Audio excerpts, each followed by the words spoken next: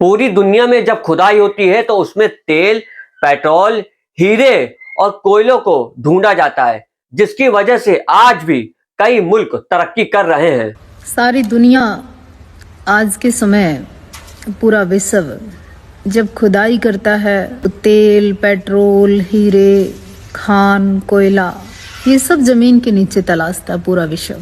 और भारत के अंदर, लेकिन भारत में जमीन के नीचे मंदिरों को ढूंढा जा रहा है। साध्वी देवा ठाकुर ने कहा कि ये मंदिरों को नहीं ढूंढ रहे जमीन के नीचे, बल्कि सत्ता की चाबी को ढूंढ रहे हैं। जब भारत में हिंदुओं की सरकार है तो डरने की क्या बात है। जमीन के नीचे मंदिर ढूंढ रहे हैं। एक्चुअल मंदिर ढूंढना विषय नहीं है, कहीं ना कहीं सत्ता की चाबी, सत्ता से प्रेरित लोग, देश का राजा हिंदुस्तानी, देश में सत्ता हिंदुओं की, देश में और विश्व में मजबूत कौन? हिंदू।